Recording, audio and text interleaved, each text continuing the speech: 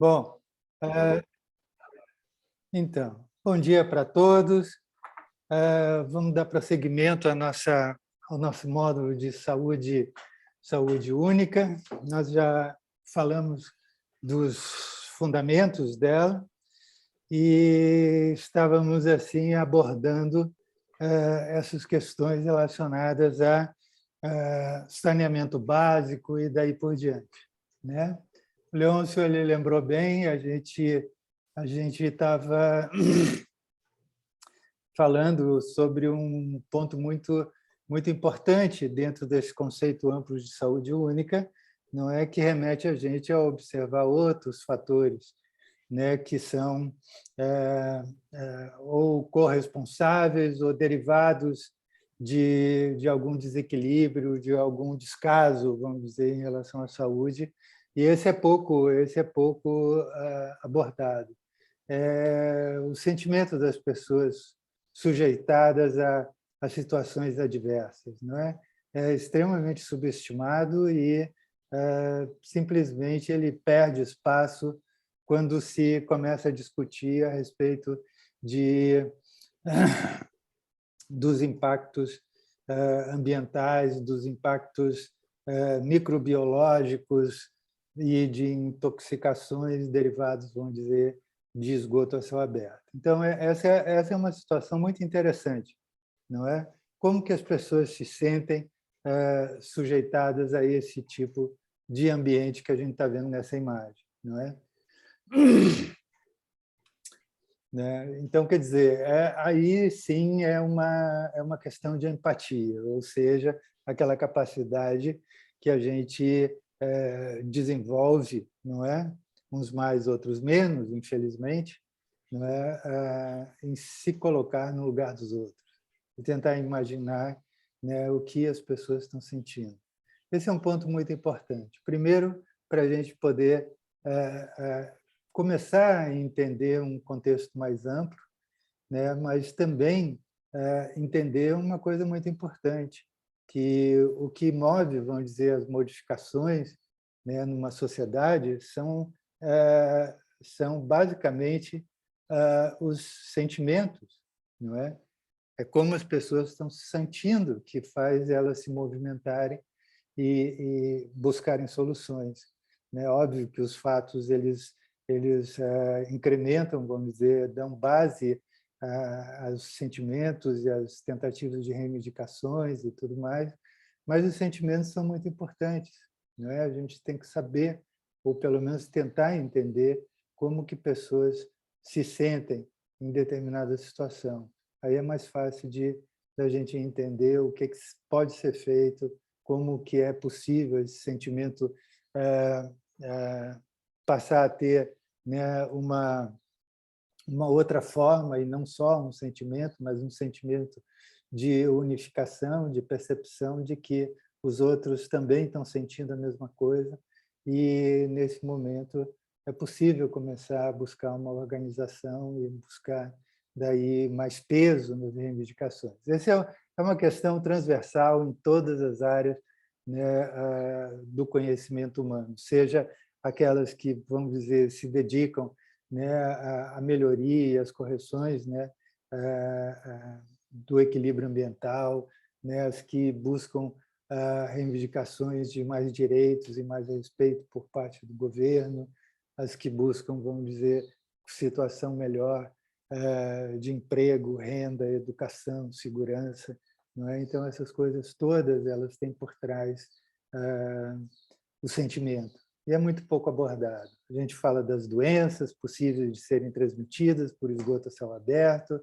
não é? A gente fala da contaminação ambiental, a gente fala de um monte de riscos muito diretamente ligados à saúde, vamos dizer, médica, à saúde da área da infectologia e daí por diante. Então, é interessante a gente perceber onde está, vamos dizer assim, o ponto de inflexão, aonde, de fato, as coisas começam a se mudar, né? Então, essa imagem, eu acho assim, ela bastante significativa para isso, não é? E se a gente dá prosseguimento, por exemplo, aqui nessa próxima imagem, você vê que, né, se perpetua esse tipo de condição e aqui se agrava ainda mais, né, porque fica muito evidente, né, a presença, vamos dizer, de animais de produção no convívio com esse ambiente e no convívio com pessoas.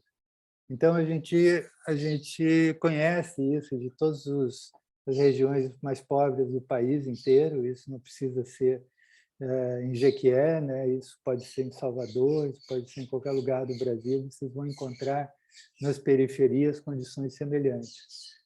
Isso, óbvio, que agrava mais ainda a situação, porque envolve daí outras espécies de animais, e não só a espécie do ser humano, envolve outras espécies, e envolvendo outras espécies a gente vai aumentando a complexidade e a diversidade de possíveis ciclos, né, de transmissão de doenças infecciosas, por vários motivos, não só, né, pela presença desses animais, né, os dejetos que eles lançam no ambiente, não é, a presença deles, né, com aerosóis que eles emitem também, né, o problema da possibilidade da carne desses animais, quando consumidas, ou antes, quando preparadas para o consumo, né, estarem também envolvidos na transmissão de doenças. Mas a gente vai ver uma coisa muito interessante, que é um conhecimento que ele já é bem difundido, a gente também pesquisou sobre isso. Por exemplo, essas imagens todas que a gente mostra aqui foram fotos que eu tirei, né, no decorrer de trabalhos assim, epidemiológicos a campo que a gente fez, né, ao longo dos anos, né. A gente vai ver também um aspecto assim, muito interessante que liga a mais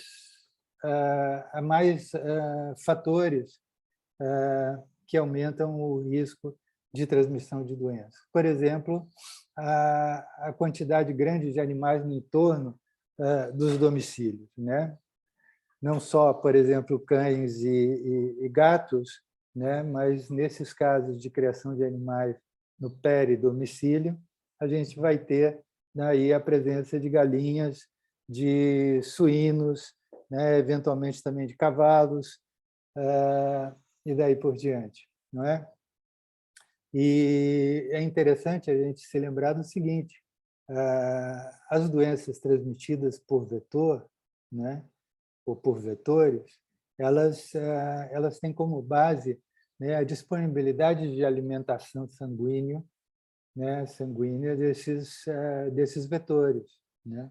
Então, quer dizer, quanto mais animais você tem no peridomicílio, não é, maior é a chance de vetores conseguirem, né, o alimento necessário para a procriação deles, né? Então, esse é um fato já bastante conhecido, e isso não é só os cães e os gatos, mas também os animais utilizados para consumo humano, não é? Então, a gente detectou também, mas óbvio que vários outros autores tiveram resultados semelhantes, mas a gente detectou que, no caso, por exemplo, da leishmaniose visceral, nesses bairros, né, a maior incidência ocorria relacionada, né, com a presença marcante de animais de produção e outros animais no peridomicílio das casas, né? Isso aumenta a população vetorial e aumenta daí a pressão de transmissão dos parasitas, no caso, a leishmaniose visceral, né?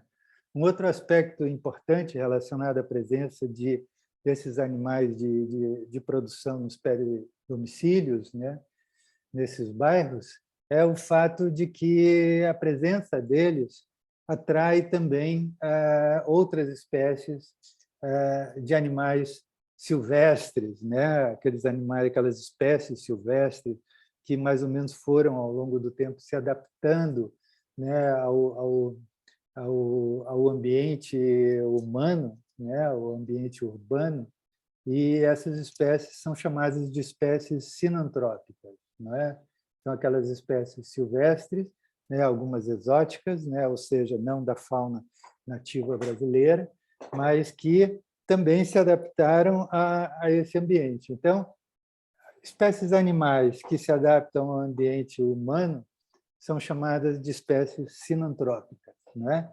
As espécies sinantrópicas, elas têm um papel muito relevante não só na manutenção de uma condição endêmica de um determinado parasita, de um determinado agente etiológico numa região, não é? Mas elas também são passíveis de, uma vez que são reservatórios de várias doenças, elas são passíveis de introduzir determinadas doenças no ambiente urbano, ou, no caso, quando algumas doenças, por algumas medidas de controle, né, são contidas ou são, pelo menos, atenuadas, né, na incidência delas, esses animais silvestres podem contribuir com a reintrodução, né, que a gente chama de reemergência de determinados agentes patológicos, dando daí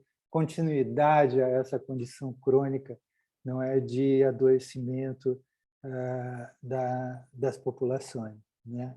Então, esse é um ponto pacífico, né? Existem legislações já municipais, estaduais, né, que proíbem a criação de animais de produção no ambiente urbano, mas a gente sabe também que, né, o controle, a fiscalização disso numa vastidão que é o território brasileiro, e considerando que a maior parte do povo brasileiro vive em condições, né, de pobreza ou extrema pobreza, é difícil de controlar, não é? Então, acaba sendo mais ou menos tolerado, né? Bom, a criação desses animais assim, nessas periferias urbanas, elas decorrem de aspectos culturais também, não é? Ou seja, né, problemas de concentração de renda, concentração de terra, falta de políticas públicas na área rural, não é, de incentivo à produção e ao desenvolvimento da agricultura familiar, da agricultura, né, de pequeno e médio porte, né, que no final das contas vocês sabem que é responsável, não é, por mais de 70% dos itens alimentícios consumidos diariamente pela população do Brasil, né? Então, o Brasil ele não consome commodities, né, como o alimento diário, né? Então, não adianta fazer uma cesta básica, por exemplo, só com soja, né? Então, fica muito fácil de você imaginar que não é possível alimentar a população brasileira só com soja, né? Então, quem produz todos esses itens alimentícios que a gente consome, na realidade, é o pequeno e médio produtor no Brasil todo, né? Então, o que acontece? Esses fatores, né, que acabam dificultando a sobrevivência desses pequenos produtores nas suas zonas de origem, nas zonas rurais, nas roças e daí por diante, faz com que a opção, vamos dizer, que sobra a eles é o êxodo, né? É o que se chama de êxodo rural, ou seja, né, a movimentação de populações rurais para as grandes cidades, né? E, obviamente, essas pessoas vêm para as grandes cidades, né, sem, vamos dizer, um preparo cultural no sentido de educação e formação, né, ensino básico, ensino médio e daí por diante, e muito menos profissional. Ou seja, as pessoas vêm para a cidade e tentam buscar emprego, mas os empregos que são mais demandados, vamos dizer, na cidade, são empregos relacionados, vamos dizer, à construção, manutenção de coisas, ou seja, eletricista, pedreiros, né, encanadores e daí por diante, né? E essas pessoas não têm essa formação, mas eles são muito bons e mestres em outras coisas, ou seja, em cultivar a terra, né, que daí no ambiente urbano não tem sido muito possível, apesar de ter projetos interessantes de hortas urbanas e tudo mais, vocês devem conhecer, mas essas pessoas sabem criar animais, não é? Então, eles criam, eles repetem, vamos dizer, no ambiente urbano o que eles faziam na roça, que é criar galinha, criar suínos, né? Alguns conseguem, vamos dizer assim, né, construir uma carroça, que eles sabem fazer isso, sabem lidar com cavalos ou, né, com jegues, e transportam, vamos dizer, mercadorias na cidade usando essas carroças, né, fazendo frete e tudo mais, né? Claro que todas essas situações elas criam problemas não só urbanos de trânsito, né, de tráfego e tudo mais nas cidades, mas também cria esse ambiente que eu falei para vocês, que é um ambiente onde fica mais complexa, né, o rol de doenças infecciosas passíveis de serem transmitidas para as pessoas. Então, esses são temas assim muito interessantes, né? Que, né, seriam trabalhos importantes a serem feitos, né, por vocês no futuro, né, quem se dedicar a essas questões, né, de buscar soluções para esse tipo de conflito, não é? Tem histórias, eu gosto histórias assim que eu já escutei, por exemplo, de algumas prefeituras, no exemplo de uma cidade chamada Milagres. Acho que vocês devem conhecer. Alguém conhece Milagres aí de vocês? Conheço, professor. Inclusive, meu pai teve um sítio lá na época, uns 40 anos atrás, 45 anos atrás. Está vendo? Então, quer dizer, Milagres é muito interessante, porque Não tinha Milagres nada, Milagre, era muito pequenininho lá na minha época, lá 10 anos de idade, eu lembro de Milagre. é, Milagres é uma cidade pequena, mas ela tem aspectos bem interessantes, né? Ela é uma cidade assim muito bonita, pequenininha, mas bonita assim na estrutura das casas e até mesmo da paisagem, né? São uma área tem rochas muito grandes assim espalhadas pela paisagem e tudo mais. E Milagres estava tentando, vamos dizer, explorar essa possibilidade, vamos dizer, de ser uma cidade turística, né, no sentido de pelo menos atrair um pouco mais de visitantes, né? E tinha muitos animais assim de rua, né? E uma possibilidade que foi discutida lá na Câmara lá de vereadores deles e o prefeito foi você simplesmente proibir a presença de animais assim de produção, suínos, né, e galinhas nas vias urbanas, né? Ou seja, não podia mais ter esses animais de rua. E aí a decisão foi você declarar, né, por, né, uma resolução, um decreto lá da prefeitura, declarar que suínos e galinhas que estão pelas ruas, eles não têm dono, né? Ou seja, qualquer pessoa que achasse um suíno caminhando na rua poderia pegar, né, e fazer o que quiser com ele, menos deixar ele na rua. E aí isso, obviamente, levou as pessoas a aprender seus suínos, levar eles para alguma roça próxima e tudo mais, e rapidamente não tinha mais, né, esses animais nas ruas de Milagre, né? Então, isso foram histórias assim, que eu fui escutando e são exemplos assim de, óbvio, é uma coisa que é uma decisão mais radical que foi tomada, mas também várias outras tentativas foram feitas e não resultaram, né, em sucesso e levou à possibilidade deles terem que tomar essa atitude, né? Então, são coisas assim interessantes das políticas. Aqui vocês veem, por exemplo, uma casa que é mais ou menos como é que eu vou dizer, um exemplo de casas em alguns bairros periféricos de Jequié, não é? Onde se repete mais ou menos esse cenário, não é? Então, são casas assim numa condição assim bem precária, vocês percebem, não é? E uma quantidade grande de animais no peridomicílio. Então, tem os suínos, aí coloque aí os cachorros, os gatos e as galinhas, né? E aí se repetindo aquele cenário que facilita a reprodução de populações de vetores no entorno, né, e a contaminação, vamos dizer, do ambiente, né, com fezes e daí por diante, né? E, óbvio, é fácil perceber que, por exemplo, galinhas e suínos, né, eles acabam atraindo raposas, sariguês, não é? Ratos, acabam atraindo baratas, acabam extraindo morcegos, que é bastante importante, vamos dizer, na transmissão de várias doenças também.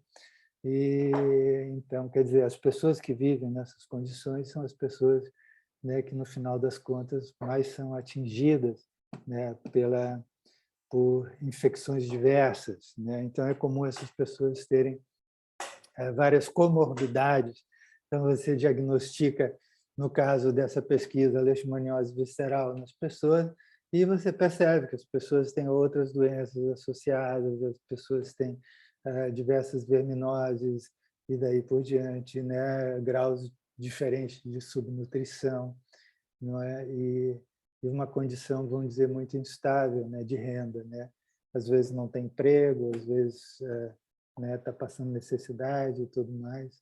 E é fácil da gente perceber que isso, vamos dizer assim, essas condições, elas, em parte, são a gênese, né, de uma grande variedade de doenças que levam mais tarde as pessoas a procurarem o SUS e darem entrada em hospitais, né, e consumirem diversos medicamentos tentando curar suas doenças, né?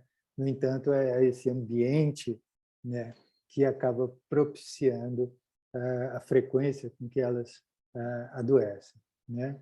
Então, daí a importância, vamos dizer, dessa visão de saúde única, né? Você buscar a visão completa do quadro que fez com que aquela pessoa chegasse a adoecer e, por ter adoecido, vai a postos de saúde ou vai a hospitais, né? E entram daí pela primeira vez na estatística, ou seja, não é? Paciente com leishmaniose, paciente com leptospirose, paciente com outra infecção, aí entra na estatística. E aí se lida muito com essa estatística, que é, no final das contas, já o fim de um processo, que é daí a pessoa doente ou a pessoa que veio a óbito, a pessoa tratada e curada, né? E aí fica-se trabalhando só nessa, vamos dizer, nesse estágio final da história. E aí é óbvio que não tem fim, porque sempre vai vir novos doentes, sempre vão vir pessoas que adoeceram já uma vez, conseguiram se curar e vão adoecer de novo porque elas retornam a um ambiente, né, que não é favorável à saúde. Percebe, então, a importância da visão da saúde única, né? É fundamental, senão a gente vai, né, década entra, década sai, a gente vai estar sempre falando das mesmas coisas e enfrentando os mesmos problemas, né, que poderiam ter sido resolvidos já quando a vontade política, quando a organização dessas comunidades para pressionar que essa vontade política ocorra, não é? Quando a gente tem uma mídia que é realmente interessada em contribuir para o desenvolvimento da sociedade, né, em todos os aspectos, né, e daí por diante. Então, né, vocês veem que a questão saúde ou doença, ela tem N aspectos, né? O cultural, o socioeconômico, né? O político,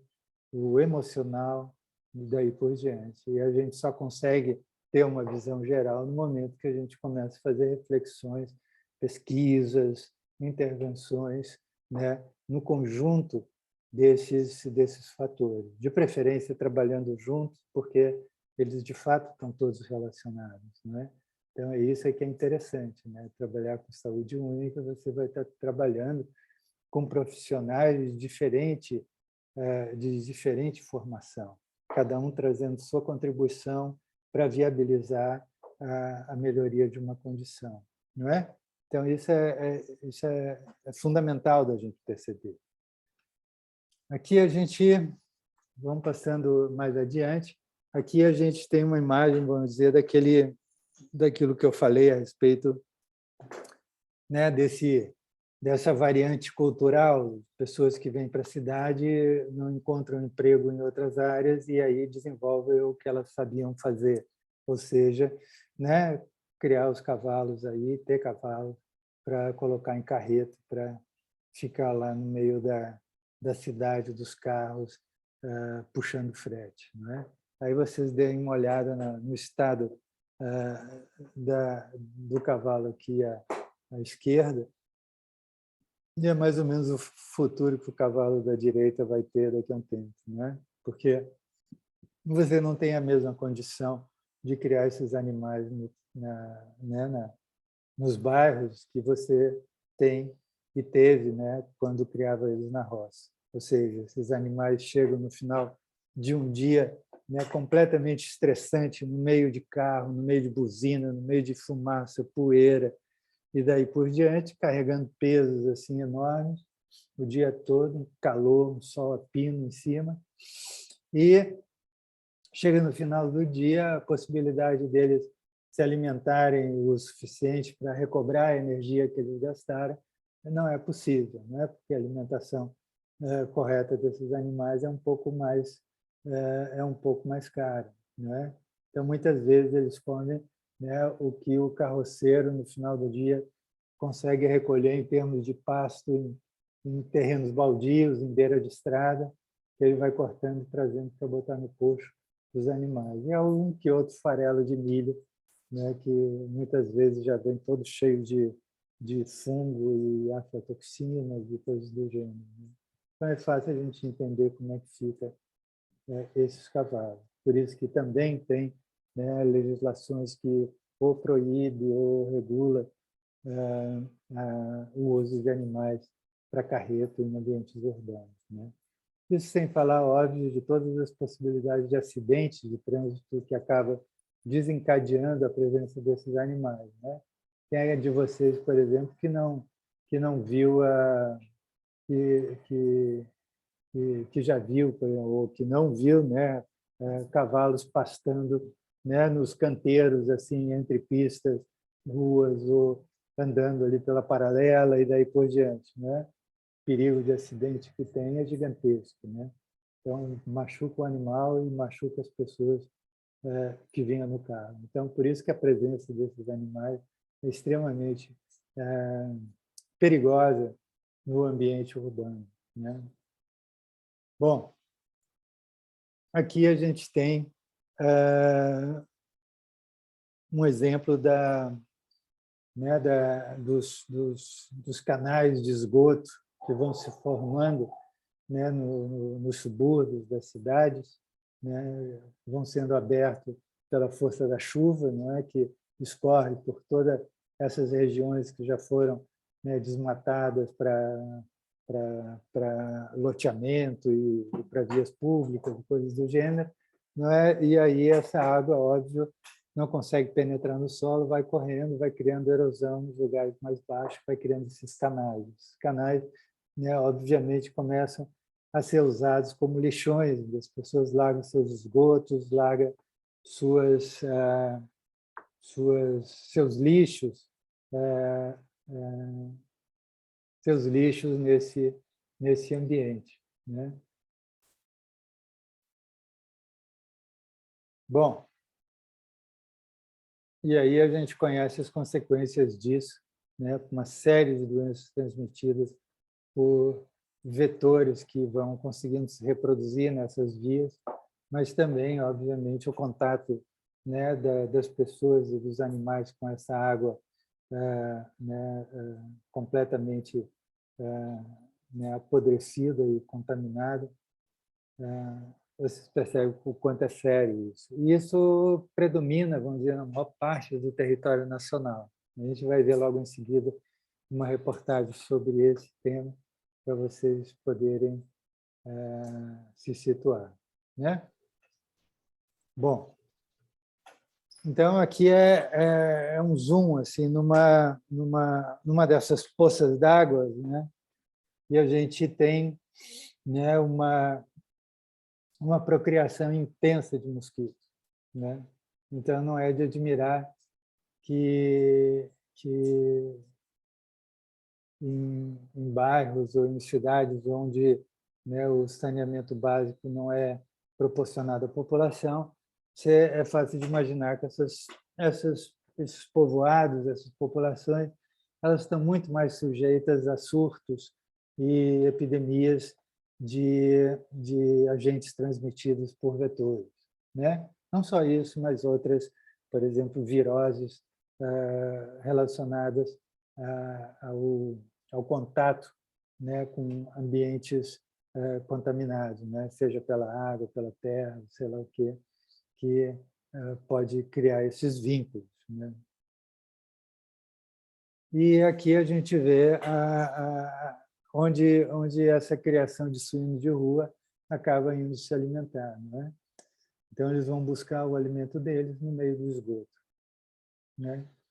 E esses suínos, mais tarde, óbvio, vão batendo lá nas feiras, né? Sendo vendida a carne daí para a população, né? Aumentando assim, o risco de infectar e contaminar pessoas no longo dessa cadeia, vamos dizer, alimentar, né? Vocês veem aqui, ó, né, a estrutura das casas, assim, toda a água, né, assim, usada e de esgoto, e de privada e tudo mais, toda ela sendo despejada diretamente aqui, e os lixos todos sendo, né, despejados aqui. E aí vai de tudo, vai fezes, vai carcaça de animais mortos, né? Vai todo esse lixo plástico e tóxico que vocês estão vendo aí, né? Imagina a condição, não é vamos dizer, de contaminação e infecção que não tem, que esses suínos estão expostos, né? E que acaba trazendo para a população humana. Está vendo?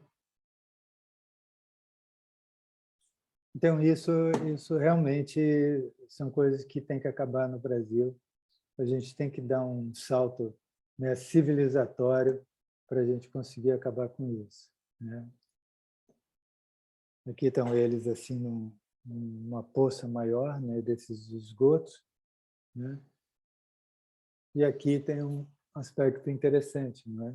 Que não é só a questão de ter ou não suíno de rua, mas é você não ter esses animais sendo criados, mesmo quando estão dentro lá desses armengues que eles fazem, assim, né? Desses chiqueiros, em áreas urbanas, né? Porque, por exemplo, quem conhece um pouquinho, eu vou pegar depois, mais tarde, como exemplo, né, dentre outras doenças que a gente vai tratar, para servir como exemplo, a gente vai falar da leishmaniose visceral, e a gente tem daí, por exemplo, quem entende um pouquinho do ciclo dessa doença, você sabe, por exemplo, que o vetor, né, a Lutzomia longipalpis, né, que é o vetor da leishmaniose visceral, ele não se reproduz em água, ele se reproduz em solos úmidos e com bastante matéria orgânica, né? Então, isso já é bastante conhecido. Então, a presença desses animais em peridomicílios, né, vocês já conseguem imaginar, vendo ali o chão desse recinto aí, vocês percebem que é, né, uma condição muito favorável para a reprodução do vetor, não é? Não só ligada a suínos, mas também galinheiros, né? Aquele ambiente do galinheiro, né, com o chão úmido e cheio de matéria orgânica, também é um dos principais, né, focos de reprodução, além de esgotos a céu aberto e coisas do gênero, do vetor da leishmaniose visceral. Por isso que a gente tem leishmaniose visceral basicamente já atualmente em todo o Brasil.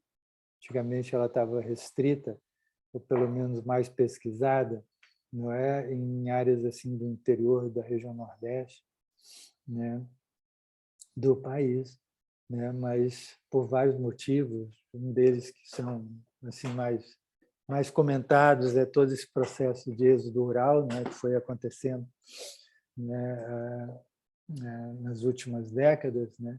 Então, pessoas e animais que já estavam infectados, que estavam, né, portadores da leishmania, da leishmania infantum, né, que é o agente etiológico, se deslocando para cidades, não é?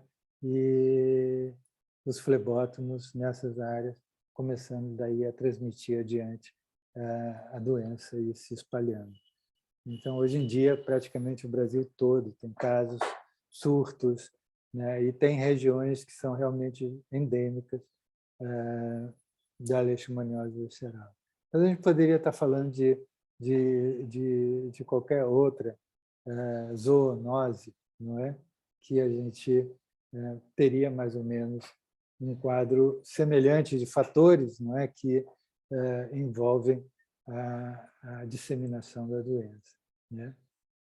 Bom, antes da gente entrar nessa parte, deixa eu mostrar para vocês, e aí eu vou interromper a gravação,